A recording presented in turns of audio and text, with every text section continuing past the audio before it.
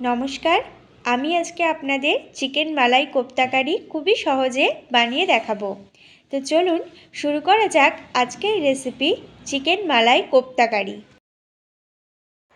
Chicken মালাই কোপ্তা বানানোর জন্য আমি এখানে 500 গ্রাম চিকেন নিয়ে নিয়েছি। চিকেনটাকে আমি এরকম ছোট ছোট টুকরো করে কেটে নিয়েছি।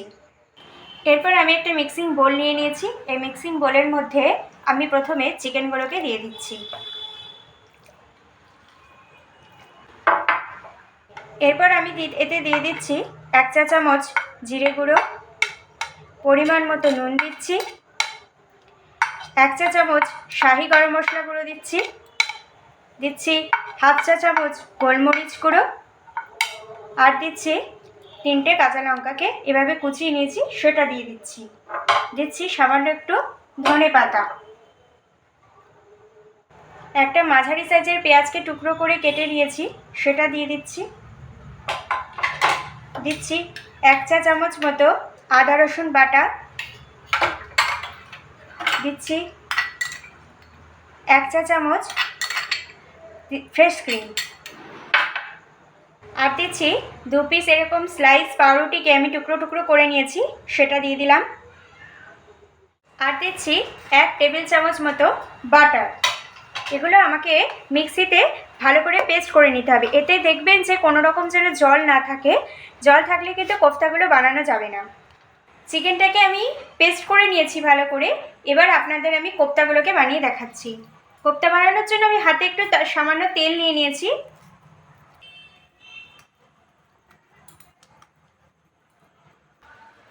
আমি কোফতাগুলো মাঝারি সাইজের করছি, আপনারা চাইলে এর চেয়ে আরও বড় করতে পারেন। আমি কোফতাগুলোকে বানিয়ে নিয়েছি, এবার এগুলোকে আমি ফ্রাই করব। ভাজার জন্য আমি কড়াইতে পরিমাণ মতো সাদা তেল দিয়ে নিয়েছি।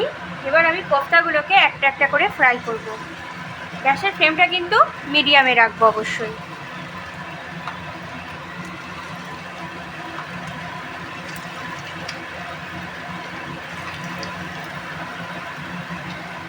কোফতাগুলো আমার ফ্রাই করা হয়ে গেছে, দেখছেন এর কালারটা চেঞ্জ হয়ে এসছে। এই সময় আমি এগুলোকে একটা প্লেটের মধ্যে তুলে নিচ্ছি। আমার বাকি যে কোফতাগুলো আছে সেগুলো আমি ভেজে নিচ্ছি। গ্যাসের ফ্লেমটা কিন্তু অবশ্যই মিডিয়াম টু লোতে রাখবেন। এরপর আমি কড়াইতে 2 টেবিল স্পুন তেল দিয়ে নিয়েছি। এই তেলে আমি দিয়ে দিচ্ছি 2টো মাঝারি সাইজের পেঁয়াজকে আমি স্লাইস করে কেটে নিয়েছি সেটা দিয়ে দিলাম,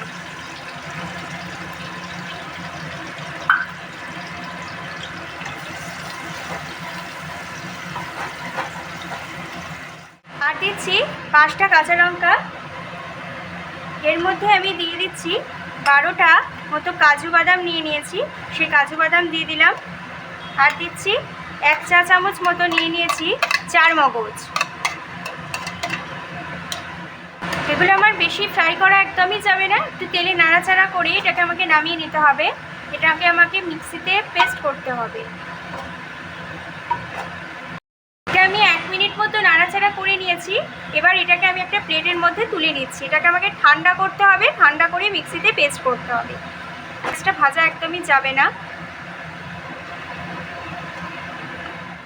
কড়াইতে আমি 4 টেবিল স্পুন মতো তেল দিয়ে নিয়েছি। এই তেলে আমি দিয়ে দিচ্ছি 2টো এলাচ, দিচ্ছি সামান্য একটু দারচিনি, দিচ্ছি 2টো তেজপাতা।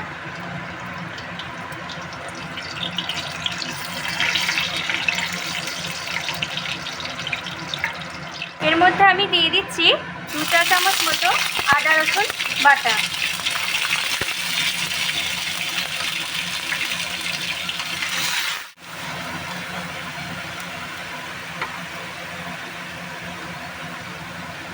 আর দিয়ে দিচ্ছি যে আমি পেঁয়াজের যে পেস্টটা বানিয়ে রেখেছিলাম, পেঁয়াজ কাজু বাদামের যে পেস্টটা করে রেখেছিলাম, সেই পেস্টটা আমি এখানে দিয়ে দিলাম। গ্যাসের ফ্লেমটা মিডিয়ামে রাখবো। মিডিয়ামে রেখে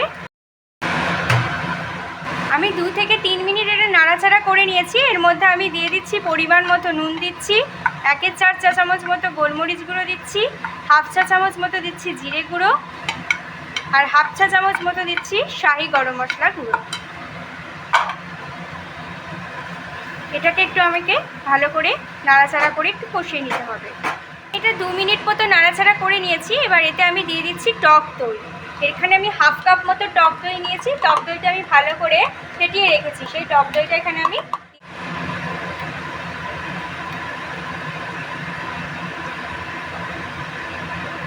এটা আমি 1 মিনিট মতো চাপা দিয়ে রাখছি। আমি 1 থেকে 2 মিনিট পর্যন্ত চাপা দিয়ে রেখেছিলাম। তেলটা একটু ছেড়ে এসছে, দেখতে পাচ্ছেন। এই সময় আমি দিয়ে দিচ্ছি 3 টেবিল চামচ মতো আমুলের ফ্রেশ ক্রিম।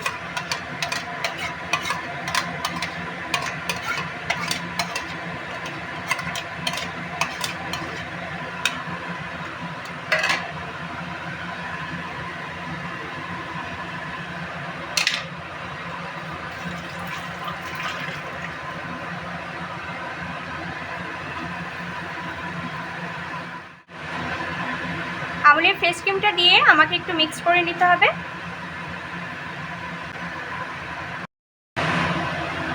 কোপ্তাগুলো আমি দিয়ে দিলাম।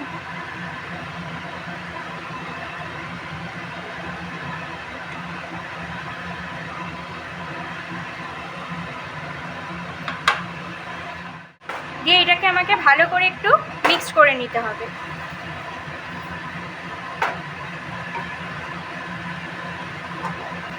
আমি দিয়ে দিচ্ছি একটু পরিমাণ মতো জল দিয়ে নিচ্ছি, কারণ আমার চিকেনটা হাফ সিদ্ধ আছে, তার জন্য আমাকে একটু জল দিতেই হবে। এটা আমি চাপা দিয়ে হতে দেব। আমি এটা 10 মিনিট পর্যন্ত চাপা দিয়ে রেখেছিলাম। তার মাঝখানে আমি দুবার মতো এটাকে উল্টে পাল্টে একটু নেড়েও দিয়েছি। এই সময় আমি দিয়ে দেব 1 চা চামচ কাসুরি মেথিকে হাতের পাতায় নিয়ে এভাবে গুঁড়ো করে আমি একটু ওপর থেকে ছড়িয়ে দেব।